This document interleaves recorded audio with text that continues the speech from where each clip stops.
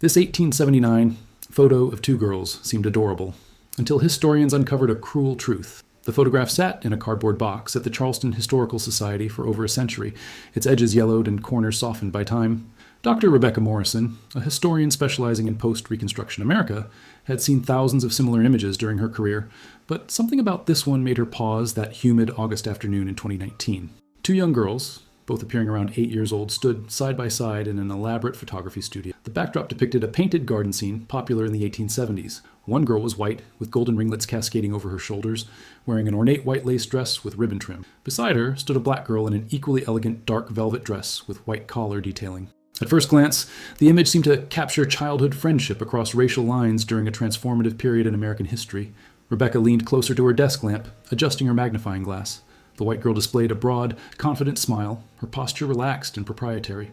The black girl's expression was markedly different, stoic, almost frozen, her eyes fixed somewhere beyond the camera lens. Her hands were clasped tightly in front of her, knuckles prominent even in the faded sepia tone. "Another staged friendship photo," Rebecca muttered, making a note in her research journal. Photography studios in the post-Civil War South often created such images to project an idealized vision of racial harmony that rarely existed in reality. She had documented dozens of similar photographs, each telling its own complicated story about the period between slavery's legal end and the brutal advent of Jim Crow. But as Rebecca began to set the photograph aside, something caught her attention. She repositioned her magnifying glass over the black girl's forearms, visible below her three-quarter sleeves. Even through the photograph's age and the limitations of 1879 photographic technology, she could see what appeared to be marks, linear patterns that seemed deliberately obscured by the careful positioning of the dress sleeves. Rebecca's breath caught. She had seen similar markings in photographs of former enslaved people, scars from restraints and physical punishment, but this photograph was dated 1879, 14 years after the 13th Amendment abolished slavery. Her hands trembled slightly as she reached for her phone to photograph the image at higher resolution. Whatever story this picture held, it was far more disturbing than she had initially realized. The air conditioning hummed in the empty archive room, but Rebecca barely noticed. She was already mentally preparing for what she knew would be a difficult investigation. Rebecca spent the next 3 days in the Charleston Historical Society's climate-controlled archive room, surrounded by leather-bound ledgers, collection catalogs, and historical registers. The photograph had been donated in 1967 by the estate of Eleanor Whitmore, a descendant of one of Charleston's prominent families. Beyond that bare fact, the Society's records offered frustratingly little information. She carefully documented the photograph using her digital camera, capturing multiple angles under different lighting conditions. Back in her university office, she uploaded the high-resolution images to her computer and used specialized software to enhance the details. What she discovered made her stomach tighten. The marks on the black girl's forearms were unmistakable, circular indentations consistent with rope or chain restraints, and what appeared to be linear scars from repeated trauma. These weren't old scars from slavery times. They appeared too pronounced, too recent for the photograph's date. Rebecca had studied enough primary source images to recognize the difference between old, faded scarring and more recent wounds. She pulled up the original photograph metadata from the Society's digital catalog. The notation read, "Portrait of two girls, Charleston Studio, circa 1879. Photographer, J.B. Whitmore Studio." She cross-referenced this with her database of Southern photographers and found that James Beaufort Whitmore operated one of Charleston's premier photography studios from 1875 to 1892, catering exclusively to wealthy white families. Rebecca's colleague, Dr. Marcus Williams, an expert in African-American genealogy, stopped by her office that evening. She showed him the enhanced images without preamble. Marcus studied the screen in silence, his jaw tightening. "Those marks are recent in this photo," he said finally. "And look at how she's positioned. The white girl's hand is on her shoulder, but not in a friendly way. See how her fingers are gripping? That's possessive, controlling." "That's what I thought," Rebecca replied, her voice strained. "But Marcus, it's 1879. Slavery was abolished in 1865. These girls weren't born into slavery. They would have been born free." Marcus turned to her, his expression grim. "You know as well as I do that paper abolition and lived reality were very different things, especially in South Carolina. Reconstruction was collapsing by 1879. Federal troops had withdrawn. The black codes might have been technically illegal, but enforcement was another matter entirely." Rebecca nodded slowly. She had studied this period extensively, but confronting its cruelty through the eyes of an 8-year-old child felt different than reading statistics and legislative records. "I need to identify these children. Someone must know who they were. Start with property records," Marcus suggested. "If what we're both thinking is true, there might be documentation disguised as something else. Apprenticeship papers, guardianship contracts, indenture agreements. White families found ways around the law." As Marcus left, Rebecca pulled out her notebook and began making a list of archives to search: property deeds, court records, church registries, newspaper announcements, personal correspondence collections. Somewhere in Charleston's documented history, these two girls had names, families, and a story that desperately needed to be told. The Charleston County Courthouse stood as an imposing Greek revival structure on Broad Street, its limestone columns weathered by more than a century of coastal humidity and storms. Rebecca climbed the worn marble steps early Tuesday morning, armed with her research credentials and a growing sense of urgency. The Civil Records Department occupied a basement room with inadequate lighting and overwhelming mustiness. Filing cabinets lined every wall, and cardboard boxes were stacked in seemingly random configurations. A clerk named Patricia, who appeared to be in her 60s, looked up from her desk with an expression that suggested visitors were a rare and not entirely welcome occurrence. "I'm looking for guardianship and apprenticeship records from the late 1870s, Rebecca explained, showing her university identification. Specifically, records involving African American children in white households. Patricia's expression shifted from bureaucratic indifference to something resembling recognition.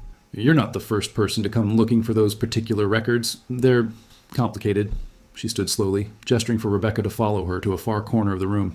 After Reconstruction ended, a lot of white families used apprenticeship laws to essentially re-enslave black children.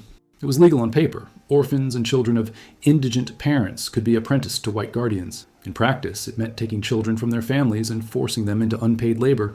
She pulled out a ledger marked Apprenticeship Contracts, 1877-1885, and placed it on a reading table. These records weren't kept out of kindness or proper documentation. They were kept because property has to be tracked, even when you can't legally call it property anymore. Rebecca opened the ledger carefully, her historian's training taking over despite her emotional response. The pages contained hundreds of entries: names, ages, race indicators, and the names of white guardians. Each entry represented a childhood stolen, a family separated, a law perverted to maintain the power structures slavery had created. She photographed each page systematically, knowing she would need to review them more carefully later. As she worked, Patricia brought over additional documents: court petitions, newspaper advertisements seeking apprentices, and correspondence between families and local authorities. "You should also check the Whitmore family papers at the South Carolina Historical Society," Patricia said quietly. "They donated a collection in the 1960s. It's mostly business correspondence and social records, but you might find something there." Rebecca worked until the office closed at 5, her laptop filled with hundreds of photographs and her notebook dense with observations. The apprenticeship records showed that in 1877, a girl named Sarah, age 6, race classified as colored, was apprenticed to the Whitmore household. No last name was given for Sarah, a common practice that stripped enslaved people and their descendants of family identity.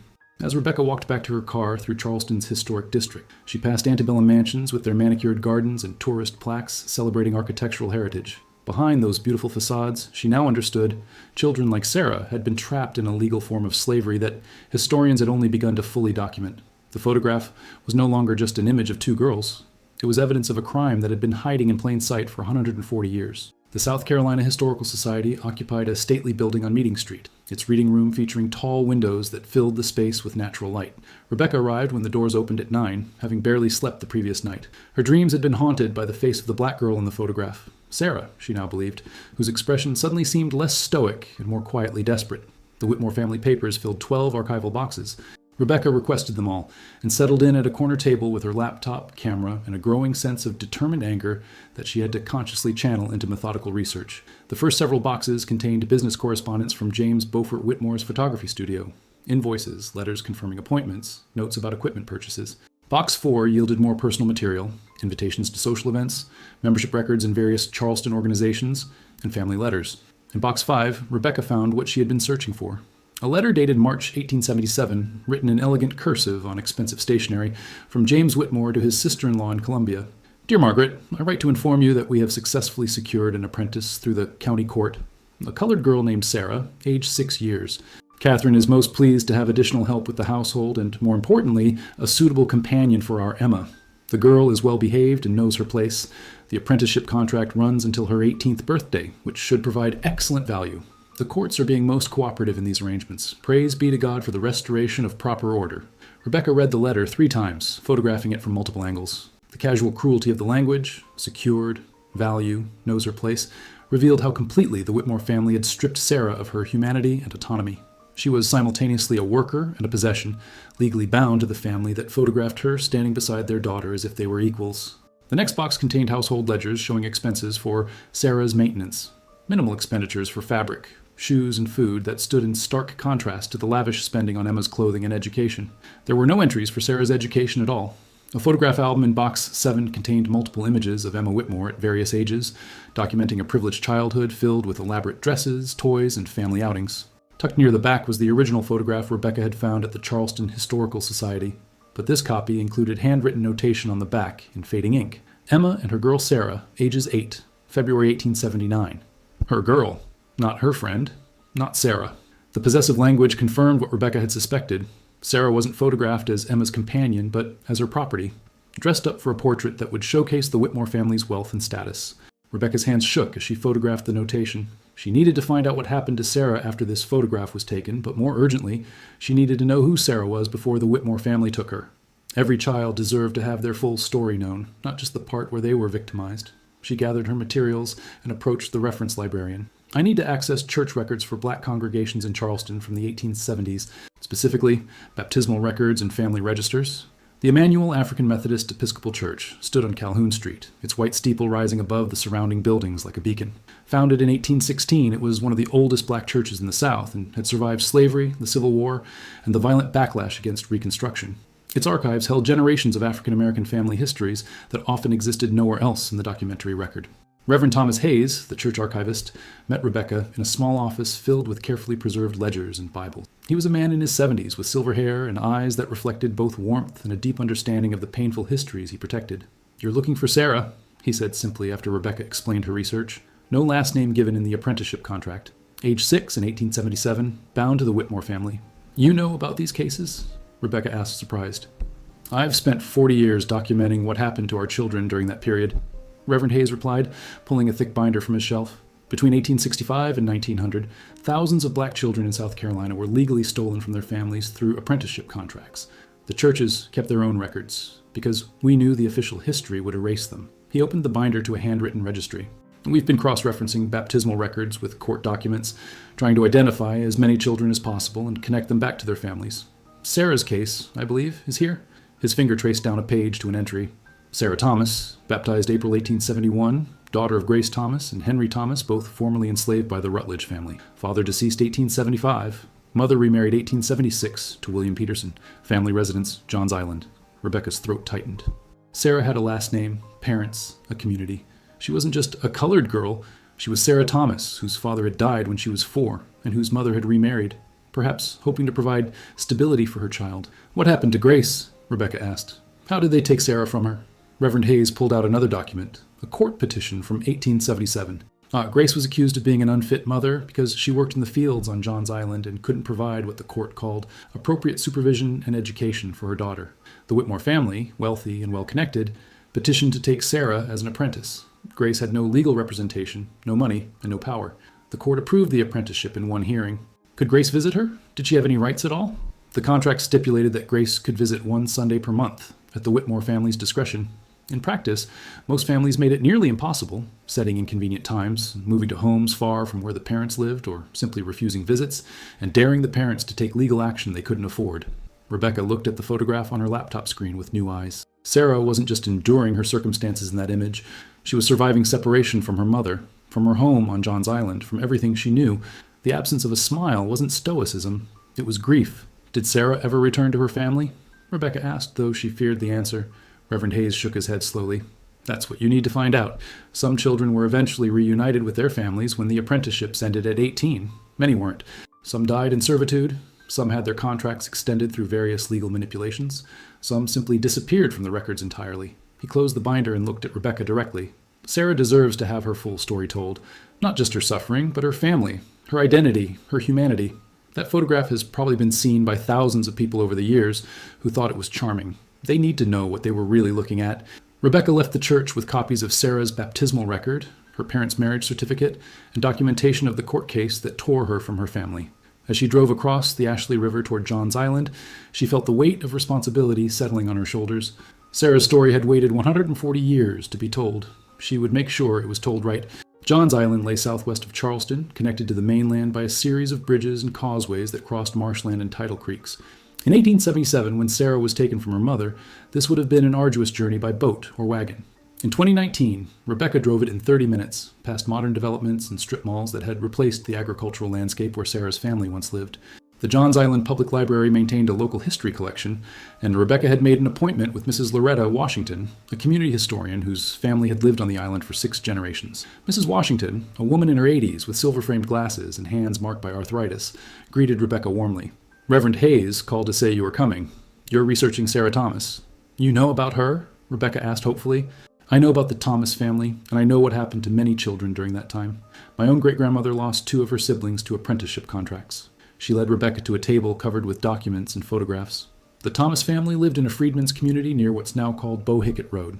After emancipation, formerly enslaved people purchased small plots of land and built homes, farms, and churches. Grace Thomas's family was part of that community. She spread out a hand-drawn map showing property parcels from the 1870s. Here's where the Thomas family land was located. Henry Thomas, Sarah's father, purchased 5 acres in 1866. He was a skilled carpenter and farmer.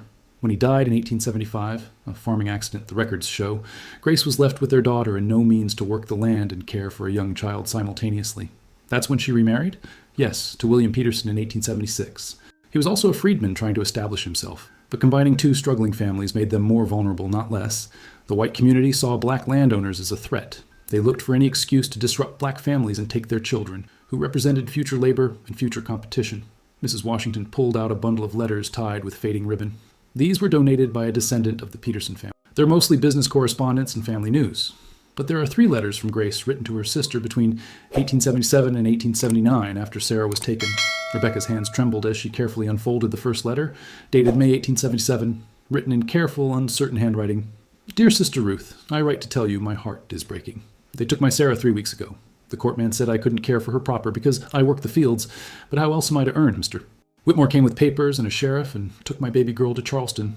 She cried for me. I tried to go to her, but they said I would be arrested if I interfered.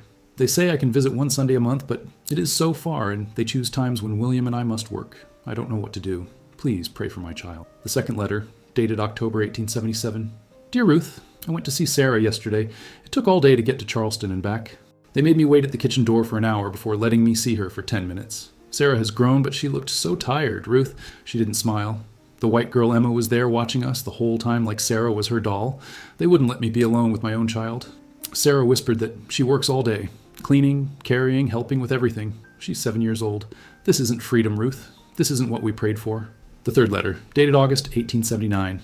Ruth, I haven't been allowed to see Sarah in 6 months. Every time William and I try to go, they say it's not convenient, or Emma's sick, or the family's traveling. I went to a lawyer, but he laughed at me. Said colored folks don't sue white families in Charleston. I'm so afraid for my child. Please, keep praying. It's all I have left. Rebecca looked up, her vision blurred with tears. Did Grace ever see Sarah again? Mrs. Washington's expression was sorrowful. The letters stopped after that. I don't know if Grace stopped writing or if her sister stopped keeping the letters or if something happened to prevent further contact. What I do know is that Grace never got her daughter back. She died in 1892 at age 46. The death certificate says pneumonia, but people who knew her said she died of a broken heart. And Sarah? That's what you're trying to find out, isn't it? Mrs. Washington said gently. You need to go back to Charleston. Check death records, marriage records, census records. Find out if Sarah survived her apprenticeship and what happened when she turned 18. Rebecca spent the next 2 weeks searching through every database and archive she could access. The 1880 census listed Sarah Thomas, age 9, as residing in the Whitmore household with her occupation listed as servant, a euphemism that barely masked the reality of her situation. She appeared again in the 1890 census, age 19, still living with the family, occupation still listed as servant. What struck Rebecca was that Sarah's status hadn't changed when she turned 18 in 1889. The apprenticeship contract should have ended, but Sarah remained in the household with no indication she was there by choice or receiving wages. At the Charleston County Vital Records Office, Rebecca found no marriage record for Sarah Thomas between 1889 and 1900. No property purchases, no documented children. In the extensive paper trail that bureaucracy creates, Sarah had effectively disappeared from public record after 1890, even though she had presumably been legally free. Dr. Marcus Williams joined Rebecca at her university office one evening, bringing Chinese takeout and his expertise in African-American genealogical research. They spread documents across every available surface, creating timelines and family trees. Look at this, Marcus said, pointing to a newspaper article from the Charleston Courier dated March 1891. Fire at the Whitmore residence on King Street. The article mentions that family and servants escaped without injury, but provides no names for the servants. The house was badly damaged. The family relocated to a property on Trad Street while repairs were made. Why is that significant? Rebecca asked. Because displaced servants were often the first to leave during family upheavals. If Sarah was still essentially enslaved, a crisis like this might have been her opportunity to escape, or it might have made her situation worse if the family was dealing with financial strain from the fire. Rebecca pulled up property records. The Trad Street house was smaller, only 8 rooms instead of 14. Fewer servants would have been needed. They continued searching, Rebecca checking death records while Marcus examined church records from various black congregations in Charleston. Hours passed with nothing but frustration until Marcus suddenly stopped. "Rebecca, look at this." He turned his laptop toward her, showing a handwritten entry from the burial register of Magnolia Cemetery, dated January 1893. Sarah Thomas, age 22, colored, interred in the servants section. Cause of death, pneumonia. Burial arranged by J.B. Whitmore family. Rebecca felt something break inside her chest. Sarah had died at 22, still in the Whitmore household, 4 years after her apprenticeship should have ended. She never married, never had children of her own, never returned to Johns Island or her mother. She had spent 16 years of her life in servitude, from age 6 to her death, and was buried in a section of the cemetery reserved for servants, a final indignity that marked her as property even in death. "We need to find her grave," Rebecca said quietly. "And we need to tell everyone who she was." Marcus nodded. "The photograph isn't just evidence of apprenticeship laws anymore, it's evidence of a life stolen and a system that continued slavery by another name until it killed her." They sat in silence for a moment, the weight of Sarah's story settling over them. This wasn't just historical research anymore. It was an obligation to a child who'd never had the chance to tell her own story, who died without justice or recognition. Rebecca looked at the photograph again. Sarah, at 8 years old, standing beside Emma Whitmore, marking visible on her small forearms, her expression containing all the knowledge of what her life had become and would continue to be. No one who looked at this image should ever again see it as adorable or charming. "Tomorrow we go to Magnolia Cemetery," Rebecca said, "and then we make sure Sarah's story is heard." Magnolia Cemetery sprawled across nearly 100 acres on the Cooper River, established in 1850 as Charleston's premier burial ground for wealthy white families. Elaborate monuments marked the graves of Confederate generals, prominent businessmen, and society families who shaped the city's history. Rebecca and Marcus walked through manicured paths under ancient oak trees draped with Spanish moss, past marble angels and imposing family mausoleums. The servants section was located in the far northeast corner of the cemetery, marked by simple field stones and wooden crosses that time and weather had rendered nearly illegible.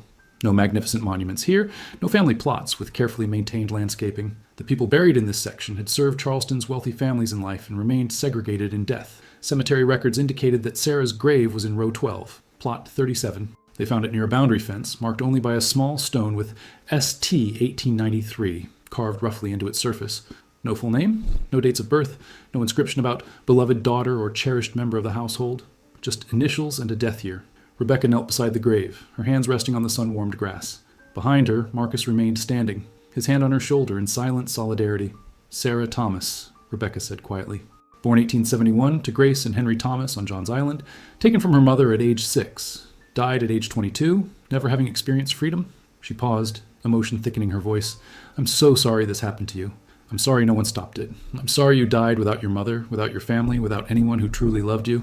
Marcus crouched beside her. "What do you want to do with her story?" Rebecca stood slowly, wiping her eyes. "I want to write a comprehensive paper documenting the apprenticeship system in post-Reconstruction South Carolina, using Sarah's case as the centerpiece. I want that photograph to be the first image people see, with Sarah's full name and story attached. And I want to work with the cemetery and the Historical Society to place a proper headstone here with her complete name and dates. The Whitmore descendants won't like it," Marcus said practically. "They'll claim you're damaging their family's reputation." "Their family damaged their own reputation by enslaving a child after slavery was abolished," Rebecca replied with steel in her voice. "Sarah deserves recognition, and the hundreds of other children who suffered under this system deserve to have their stories told. History isn't just about protecting powerful families' legacies, it's about revealing the truth, especially the uncomfortable truths we'd rather forget." Over the next several days, Rebecca worked with Reverend Hayes, Mrs. Washington, and the Emmanuel AME Church congregation to raise funds for Sarah's headstone. The response was overwhelming. Descendants of other families who had lost children to apprenticeship contributed, community organizations donated, and even some white Charleston families who had learned their own uncomfortable histories participated. The new headstone was carved from granite, substantial and permanent. It read, "Sarah Thomas, 1871 on 1893, beloved daughter of Grace and Henry Thomas, taken from her family through unjust apprenticeship. May her story bring truth and healing." The dedication ceremony took place on a warm October afternoon in 2019. More than 200 people attended, historians, community members, descendants of Johns Island freedmen families, and representatives from various Charleston historical organizations. Reverend Hayes led a prayer.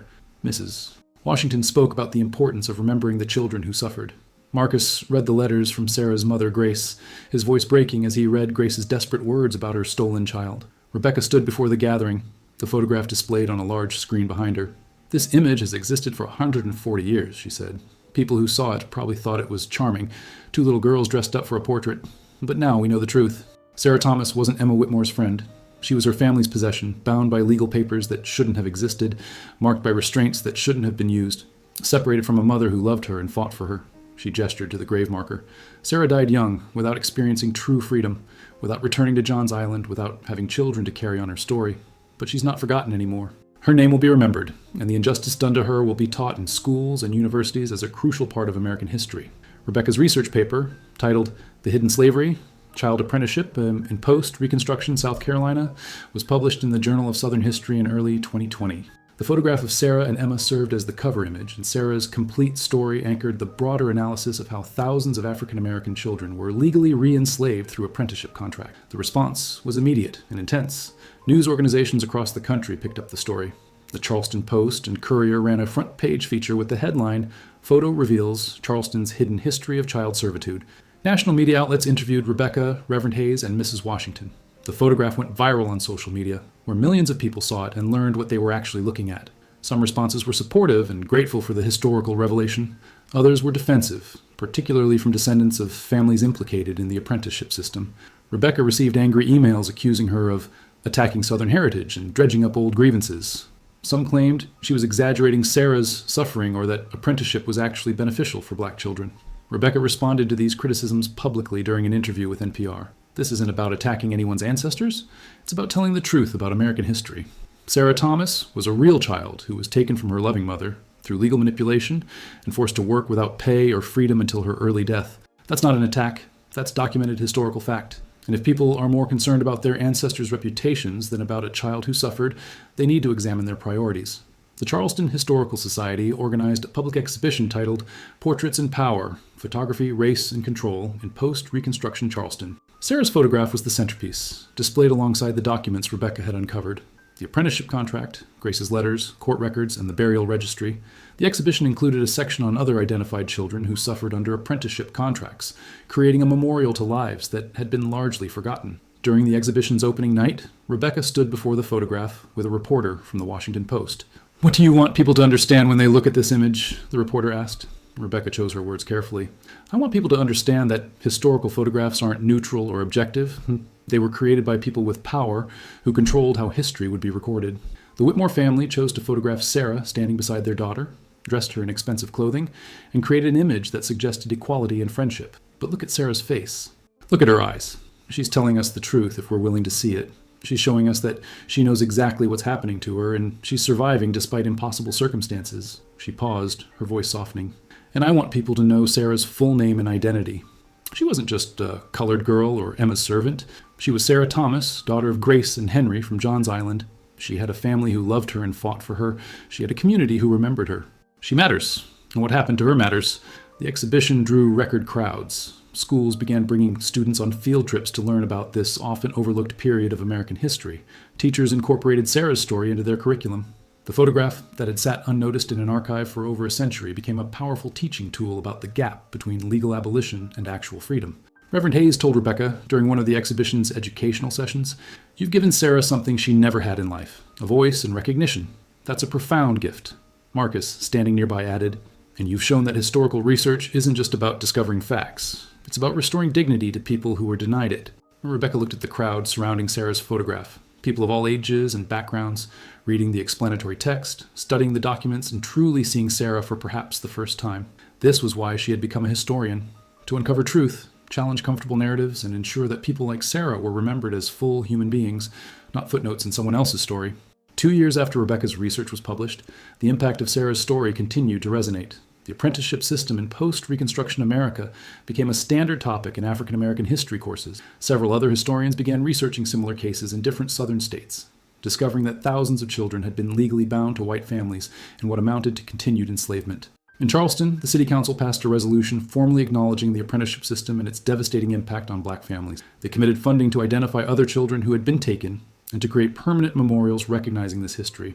Johns Island erected a historical marker near where the Thomas family land had been located. The marker told Grace and Sarah's story, including Grace's desperate letters and the years she fought to see her daughter. Mrs. Washington, now in her mid-80s, attended the dedication ceremony with tears streaming down her face. Grace would be so proud, she said. Her daughter's story is finally being told and people are listening. The Whitmore family descendants had mixed reactions. Some acknowledged their ancestors' role and participated in educational efforts. Others remained defensive, though their protests had diminished as the historical evidence became widely known and accepted. Emma Whitmore, the white girl in the photograph, had lived until 1967. Rebecca discovered that Emma had become a teacher and later a principal in Charleston's segregated school system, perpetuating the racial hierarchies she had been raised in. Her obituary made no mention of Sarah or any other servants who had worked in her family's home. The silence itself was telling. Sarah had been important enough to photograph, but not important enough to acknowledge in the family's official history. Rebecca continued her research, identifying 17 other African American children who had been apprenticed to white Charleston families during the same period. Each child now had a name, a story, and a place in the historical record.